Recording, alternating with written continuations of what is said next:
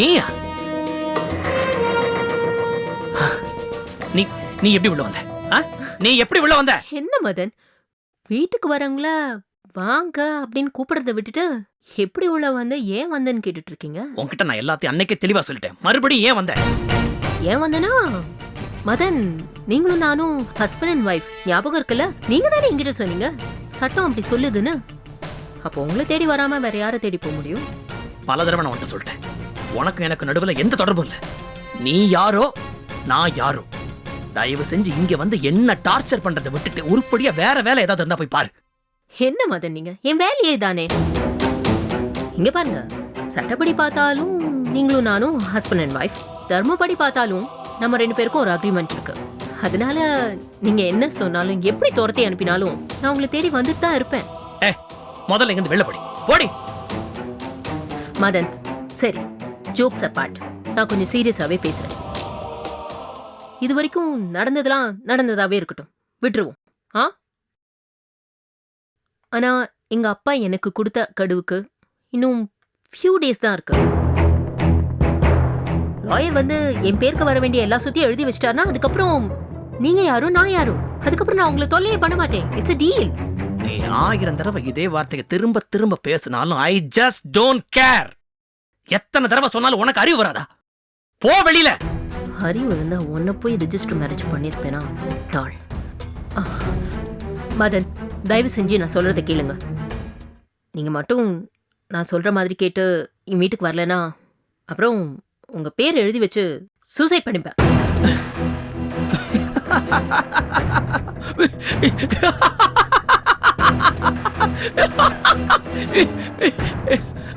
யாரு யாரு நீ சூசைட்?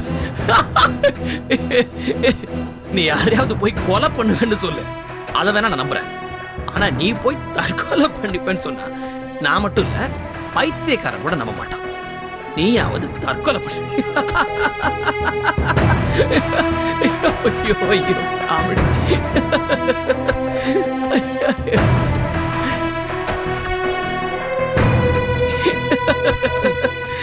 சிரிக்கிற நல்லா சரி, பரவாயில்ல. இன்னும் உனக்கு ஒரே ஒரு நாள் டைம் தரேன். அதுக்குள்ள உன் முடிவை சொல்லு. நீ அங்க வந்தாகணும். இல்லனா தேவையில்லாம விபரீத முடிவு நான் எடுக்க வேண்டிய வரும். மிரட்டுறியா? நீ எந்த முடிவு எடுத்தாலும் சரி, எனக்கு எந்த பயமும் இல்லை. வரமாட்டேன். நீ அங்க வரலனா நான் இங்க வந்து தங்க வேண்டி வரும். பரவாயில்லையா? நீ இங்க. அம்மா, இது வந்து பேச்சுலர்ஸ் ரூம். ஒன்னால இங்க தாக்கு பிடிக்கவே முடியாது. ஓ, என் மேல அவ்வளோ நம்பிக்கையோ? இது வேணா பேச்சுலர்ஸ் ரூமா இருக்கலாம், ஆனா நீங்க பேச்சுலர் இல்ல, ஞாபகம் இருக்குல்ல? நான் சொல்ற மாதிரி நீங்க அங்க வரலனா இது பேச்சுலர் ரூமா இருக்காது, ஃபேமிலி ரூமா மாறிடும். அப்புறம் ஓ இஷ்டம். ஏய் போடி.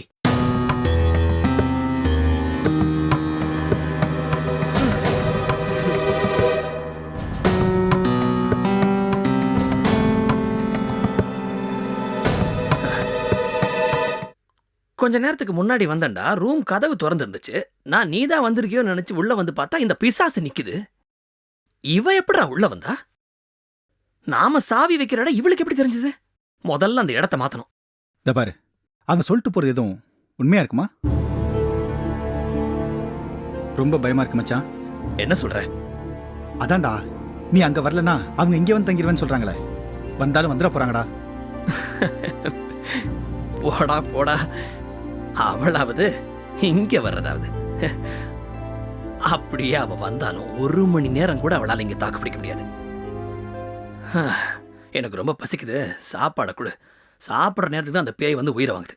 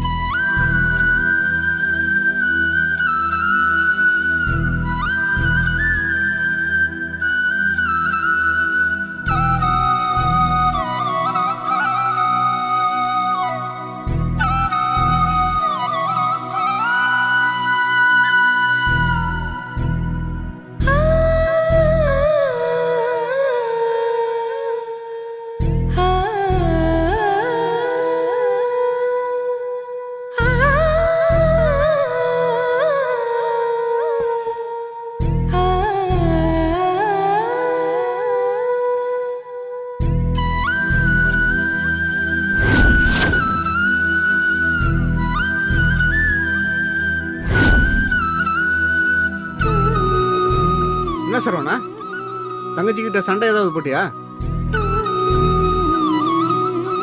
சண்டையெல்லாம் ஒன்றும் இல்லைண்ணா. அப்புறம் ஏன் மூஞ்சி உம்முன்னு இருக்கு? ஏம்மா தங்கச்சி, என்னம்மா உனக்கு பிரச்சனை?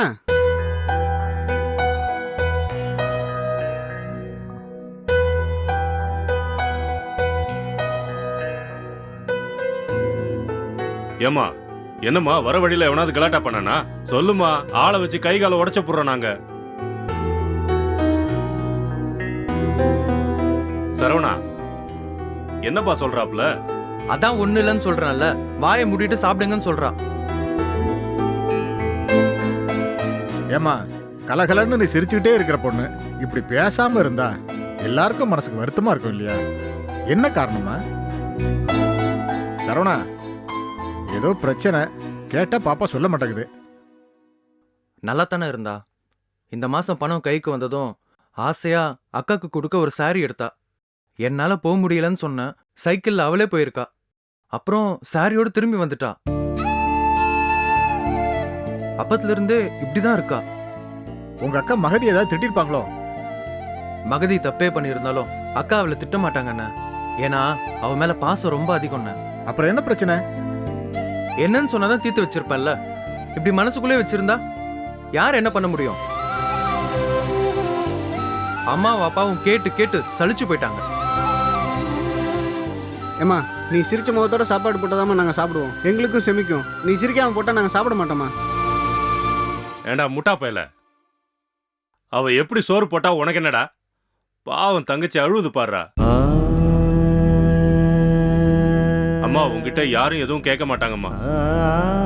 நீ சிரிக்கலன்னா கூட பரவாயில்லம்மா, நீ அழுதா எங்க யாராலையும் தாங்கிக்க முடியாதும்மா. சரவணா, பாப்பாவை இப்படி பார்க்கிறதுக்கு மனசுக்கு ரொம்ப கஷ்டமா இருக்கு. அக்காவை பார்க்க போன இடத்துல ஏதோ நடந்திருக்கு. நீ அக்காட்டே கேட்டு பாரு. பிள்ளை முகம் வாடி போய் நிக்கிறத பார்த்தா எனக்கு மனசே கேட்கலப்பா. சரிண்ணா, அக்கா கிட்டேயே கேட்டு பார்க்குறேன்.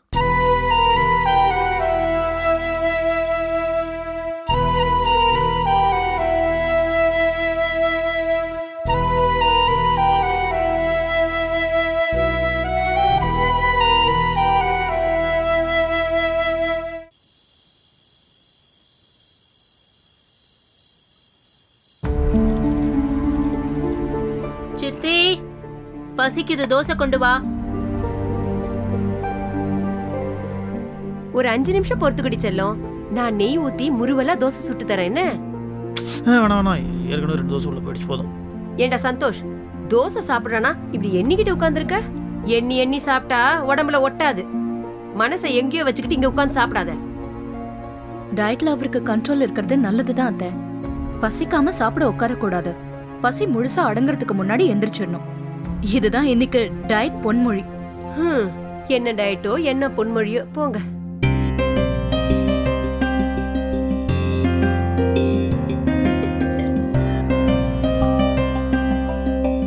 சந்தோஷ், டீ தரவா? கிரீன் டீ கூட.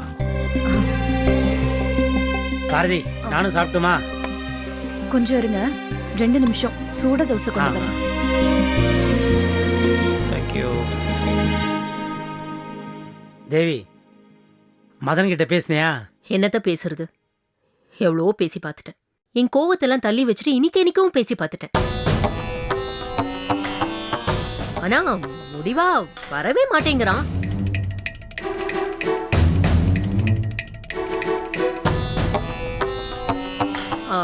வர மாட்டேங்கிறாரு. பேசி பாரு தேவிமா. எறும்பு ஊற ஊற கல்லும் கரையும்னு சொல்லுவாங்களே, அவனுடைய மனசும் மனுஷ மனசு தானே. பேச மேச மாறதுக்கு சான்ஸ் இருக்கு. இல்லையே, அப்படியெல்லாம் பேசி பார்த்தாச்சே. சூசைட் கூட பண்ணிப்பேன்னு சொல்லி பார்த்துட்டேன். வசியவே இல்லை. Very surprising. 2 பேரும் லவ் பண்ணி தானே கல்யாணம் பண்ணிக்கிட்டீங்க? பிரதர், சமீப காலத்துல உங்க விஷயத்துல நான் ஏதாவது தலையிடுறேன்னா? இல்ல, அதே டீசன்சியோட நீயும் என் விஷயத்துல கொஞ்சம் தலையிடாம இருக்கியா? கொஞ்சம் படிச்சவனா ஜென்டில்மேனா பிஹேவ் பண்ண பாரு. ஓகே.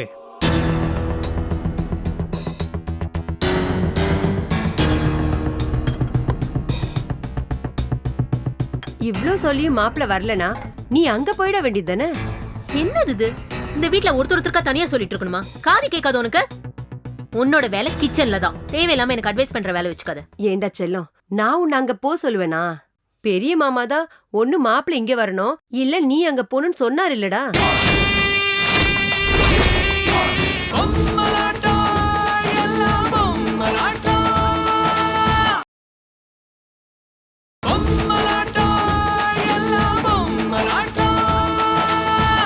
பெரிய மாமா தான் ஒண்ணு மாப்பிள்ள இங்க வரணும், இல்ல நீ அங்க போகணும்னு சொன்னார் இல்லடா.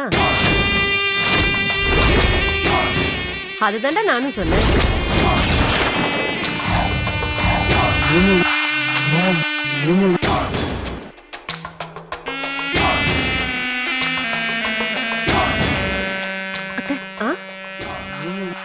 மாமா அப்படியே சொன்னாங்க. இல்ல நீங்களா சொல்றீங்களா? இந்த வீட்ல எனக்குன்னு தனி அபிப்பிராயம் எப்பமா இருந்திருக்கு? பெரிய மாமா தான் சொன்னாரு. ஒரு விதத்துல அதுவும் சரிதானே. புருஷன் இருக்கிற இடத்துல தானே பொண்டாட்டி இருக்கணும். இப்ப நீயும் நானும் இல்ல. அப்பா ஏன் சொல்ல மாட்டாரு? அவரு கண்டிப்பா சொல்லுவாரு. என்ன இந்த வீட்டை விட்டு துரத்தணும்னு ஒரு கும்பலே வேலை செஞ்சுட்டு இருக்குல்ல. அவரு மட்டும் என்ன மாத்தியா சொல்ல போறாரு? உலகம் அப்படிதான் இருக்கு தேவி. ராம இருக்கிற இடம் தான் சீதைக்கு அயோத்தின்னு கேள்விப்பட்டதில்ல? பரவாயில்ல சித்தி, நீயும் நல்லாவே மாறிட்ட. தேங்க்ஸ்.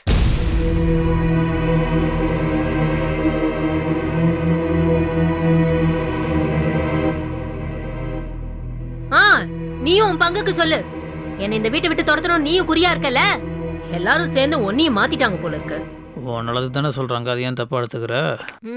ஆமா சார், இந்த வீடு உன் பொண்டாட்டி பேர்ல இருக்குங்கிற திமிர்ல பேசுறியா? என்ன இந்த வீட்டை விட்டு துரத்தணும்னு துடியா துடிக்கிற? எல்லாம் நீயே பேசுறியா இல்ல மேல இடத்துல இருந்து உத்தரவு வந்து பேசுறியா? இது வேறு ஒரு பிரதராக என்னோட ஒப்பீனியன் அவங்ககிட்ட சொன்னேன். That's it. இதுல தேவையில்லாம பாரதியெல்லாம் உள்ள இருக்கிற வச்சு. ஐயோ சாரிப்பா, சாரி. பொண்டாட்டிய பத்தி பேசினோடனே கோவம் புத்துக்கிட்டு வருதோ? பாத்தீங்களா சித்தப்பா கோவப்படுறத? இவனுக்கு கையில ஒரு ஜால்ராவும் காதுல இத்தனோடு பூவுதான் மிச்சம். ஜால்ரா தட்டிக்கிட்டு பொண்டாட்டி பின்னாடியே அலைவான். நானும் பதினெண்டு ஓவரா பேசி. டீ சாப்பிட்டது போதும், நீங்க ரூமுக்கு போங்க.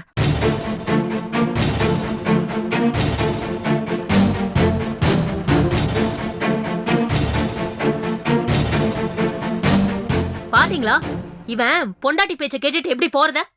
இந்த வீட்ல வளர்க்குற பிராணி கூட இப்படி சொன்ன பேச்சு கேட்காது சித்தப்பா. ஐயோ சந்தோஷ், சொன்ன கேளுங்க. நீங்க எது சொன்னாலும் தேவி கேட்க மாட்டா. உங்களையும் என்னையும் அவ எதிரியே தான் பாக்குறான். பேசி பிரயோஜனம் இல்லைனா பேசாம இருக்கிறது தான் பெட்டர். இப்போ சண்டை எல்லாம் வேண்டாம். வாங்க வாங்க சந்தோஷ்.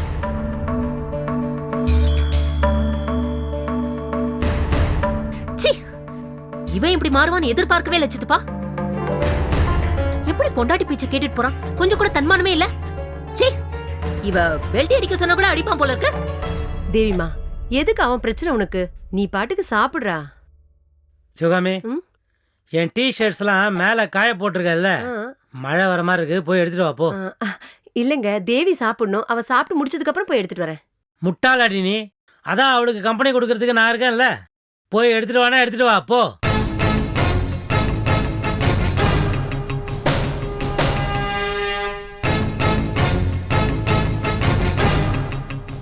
இப்ப எதுக்கு சித்திய போக சொன்னீங்க? தேவிமா, நீ நானும் படுற அவஸ்தை அவளுக்கு எங்க புரிய போகுது? நாம பேசும்போது குறுக்க முட்டாள்தனமா ஏதாவது பேசுவா, கோவம் வந்து திட்டுவேன். அதனால தான் சேஃபா அவளை மேலே அனுப்பிட்டேன். சரி நீ சொல்லு, அடுத்து என்ன பண்றதா இருக்க? தெரியலையே சித்தப்பா, எனக்கு பைத்தியமே பிடிச்சிரும் போல இருக்கு. இந்த லாயர் கொடுத்த கெடு வேற போயிட்டே இருக்கு. என்ன பண்றதுன்னே சுத்தமா புரியல. நீங்க ரெண்டு பேரும் உங்களுக்குள்ள ஒரு அக்ரிமெண்ட் போட்டுக்கிட்டு தான் கல்யாணம் பண்ணிக்கிட்டீங்கன்ற விஷயம் எனக்கு தெரியும்ன்றது மதனுக்கு தெரியுமோ? நான் சொன்னாதானே தெரியும். அப்புறம் எப்படி தெரியும்? நான் தான் சொல்லலையே. குட். தேவி, நாளைக்கே இந்த பிரச்சனைக்கு ஒரு முடிவு வரும். எப்படி? ரொம்ப சின்ன விஷயம்தான் இது. நான் சொல்றதை மட்டும் நீ கண்ணை மூடிக்கிட்டு ஃபாலோ பண்ணணும். அப்போ எல்லா பிரச்சனையும் தீர்ந்துடும். இதை பாரு, என்னால் பிளான் மட்டும்தான் போட முடியும். அதை சக்ஸஸ்ஃபுல்லாக இம்ப்ளிமெண்ட் பண்ணுறது உங்ககிட்ட தான் இருக்குது. ஓகேயா? தலையும் புரியல வாலும் புரியல. இப்படி ஒன்றுமே சொல்லாமல் ஓகேவான்னு கேட்டால் நான் என்ன பதில் கொடுக்குறது? உனக்கு என் மேலே நம்பிக்கை இருக்கணும். நான் எது பண்ணாலும் உன் நல்லதுக்கு தான் பண்ணுவேன்ற நம்பிக்கை உனக்கு இருக்குல்ல? நான் சொல்றதை கேட்பியா மாட்டியா? என்ன பண்றது? எந்த சரியில்லை, சொல்றதை கேட்டுதானே ஆகணும். சொல்லுங்க.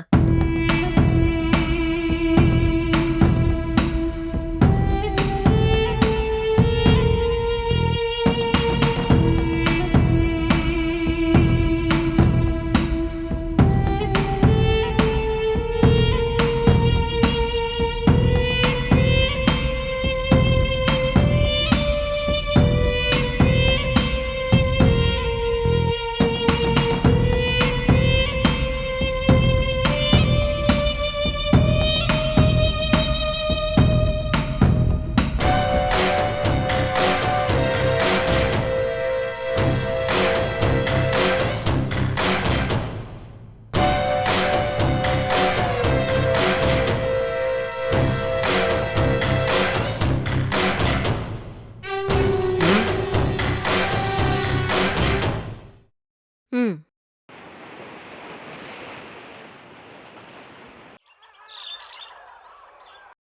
நாம நினைச்சபடி வேலையெல்லாம் ஒழுங்கா நடந்து முடிஞ்சிருந்துச்சுன்னா இந்நேரம் ஃபர்ஸ்ட் காப்பி ரெடி பண்ணி முடிச்சிருப்போம். என்ன பண்றது, எல்லாம் தலையெழுத்து. இரு பார்க்குறேன். சார் யார் சார் நீங்க? அட்ரஸ் எதுவும் மாறி வந்துட்டீங்களா? இல்லைங்க தம்பி, மேடம் தான் உள்ள எடுத்து வைக்க சொன்னாங்க.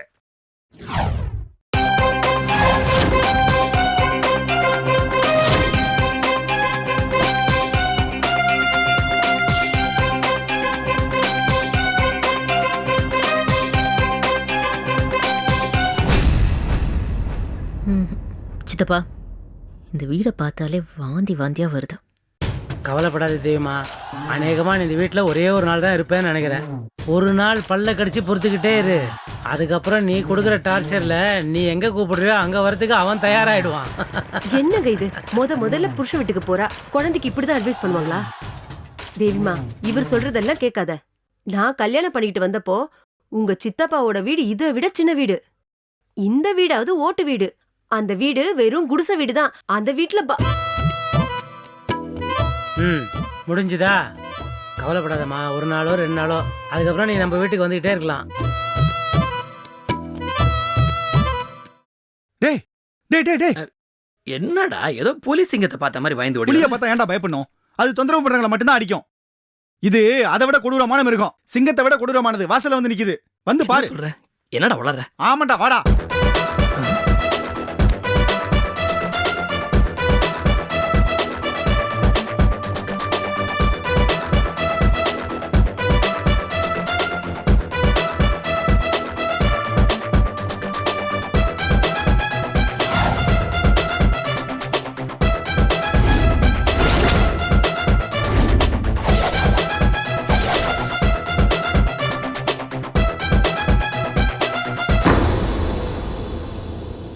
வாங்க.